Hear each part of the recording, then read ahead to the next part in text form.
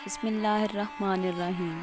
السلام علیکم معزز ناظرین، آج ہم بات کریں گے تابوت سکینہ کے بارے میں۔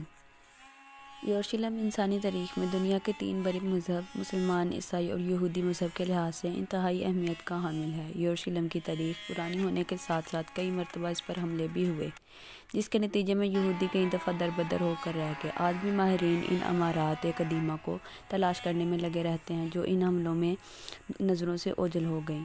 پہلی بار یہ شہر حضرت داؤد علیہ السلام کے دور میں تعمیر ہوا، اور وہ اللہ پاک کے جلیل القدر پیغمبر تھے، جن کا ذکر قرآن میں 16 بار آیا۔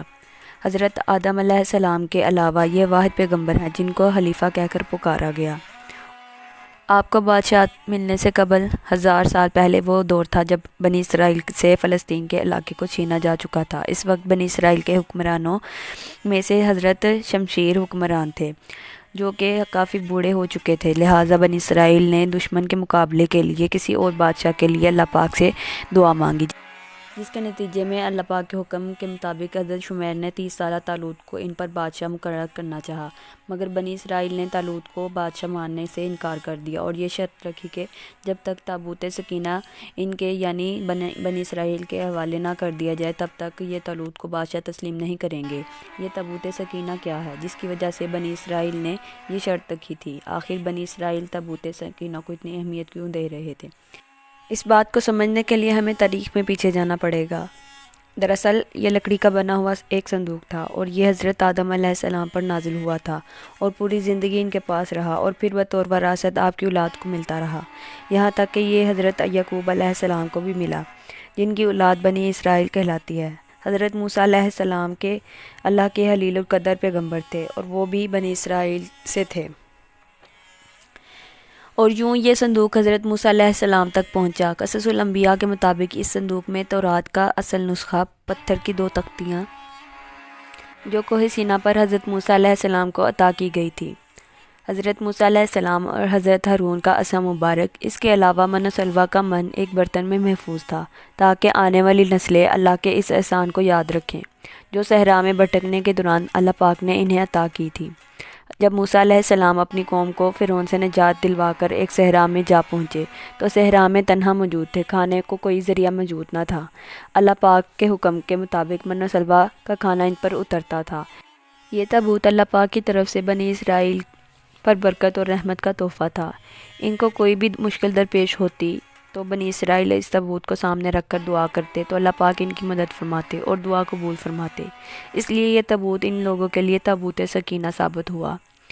لیکن جب بنی اسرائیل گناہ اور سرکشی میں مبتلا ہو گئے تو ان پر اللہ کا عذاب نازل ہوا، اور اب بنی اسرائیل کو قوم عمالقہ کے ایک لشکر جرار نے سے تباہ کر دیا، اور صندوق کو بھی اپنے ساتھ لے گئے اور نجاستوں کی جگہ پر پھینک دیا۔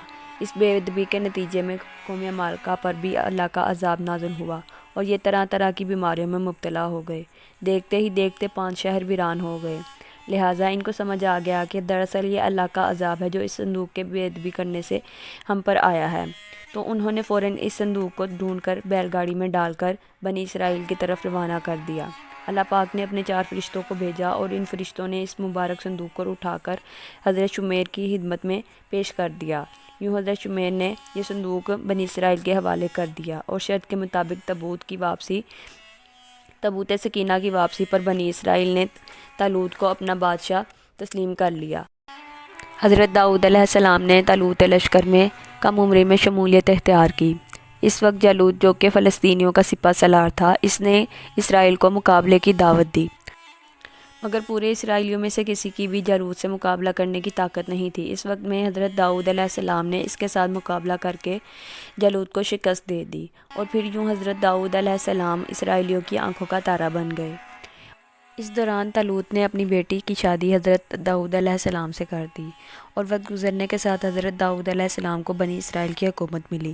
40 سال تک آپ نے بنی اسرائیل پر حکومت کی، اور حضرت داؤد علیہ السلام کو نبوت بھی عطا کی گئی۔ آپ ہی نے یروشلم کی بنیاد رکھ کر ہیکل تعمیر کروانا شروع کر دیا، جس کی بنیاد تابوت سکینہ کی حفاظت کے لیے رکھی گئی تھی، لیکن اس کی تعمیر آپ کی زندگی میں مکمل نہ ہو سکی۔ پھر آپ کے بیٹے حضرت سلیمان نے اس کو مکمل کروایا۔ اس وجہ سے اس کو ہیکل سلیمانی، فرسٹ ٹیمپل، یا پھر کنگ آف سلیمان کہا جاتا ہے، اور یہ بھی اللہ پاک کے پیغمبر تھے، اور اللہ پاک کے حکم سے جنات کو ان کے تابع ہونے اور جانوروں اور پرندوں کی زبان سمجھنے کے ساتھ ساتھ ایسی سلطنت سے نوازا گیا تھا جو کہ نہ ان سے پہلے کسی کو ملی اور نہ کبھی کسی کو ملے گی۔ اس کے لیے انہوں نے خود اللہ تعالیٰ سے دعا کی تھی۔ ہیکل سلیمانی کی تعمیر میں اور یہ 410 سال تک قائم رہا، اور حضرت سلیمان کے بعد ان کے آپسی جھگڑوں کے نتیجے میں یہ دو ریاستیں قائم ہو گئی۔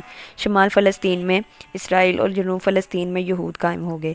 یہ خون ریزی طویل عرصے تک جاری رہی، یہاں تک کہ 700 صدی میں قبل مسیح میں ہاشوری فاتحین نے سلطنت اسرائیل کا خاتمہ کر دیا، اور بنی اسرائیل ٹوٹ کر بس سلطنت یہود رہ گیا، اور بابل کے بادشاہ نے یہود کو تباہ کر دیا۔ اس دوران اس بادشاہ نے ہیکل سلیمانی کو بھی تباہ کر دیا۔ اور تابوت سکینہ ایسا غائب ہوا کہ آج تک نہ مل سکا، اور یہودی بھی اس حملے کے بعد درپدر ہو کر رہ گئے۔ اس واقعے کے 70 سال بعد ایرانی بادشاہ ذوالقرنین نے یروشلم پر حملہ کر کے بنا کسی خون ریزی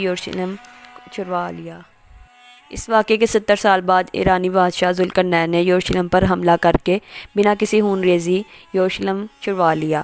اور یہود وہاں پھر سے آباد ہو گئے اور ہیکل سلیمانی کو دوبارہ تعمیر کرنا شروع کر دیا۔ اس وجہ سے یہودی ذوالقرنین کو اپنا مسیحا سمجھتے ہیں، اور ہیکل سلیمانی کی تعمیر مکمل ہوئی اور یہ 430 سال تک قائم رہی، جبکہ اس دوران تابوت سکینہ کو بھی یہاں واپس نہ لایا جا سکا۔ میں ہوں آپ کی اسلامی بہن غزل، اور ہمیشہ مجھے اپنی دعاؤں میں یاد رکھیں، اور اپنے پیار کا اظہار چینل کو سبسکرائب اور ویڈیوز کو لائک کر کے کیا کریں، اور بیل آئیکن کو دبا کر آئندہ آنے والی ویڈیوز سے باخبر رہیں۔ اپنی رائے کا اظہار کمنٹس میں کیا کریں۔ اللہ آپ کا حافظ ناصر۔ خدا حافظ۔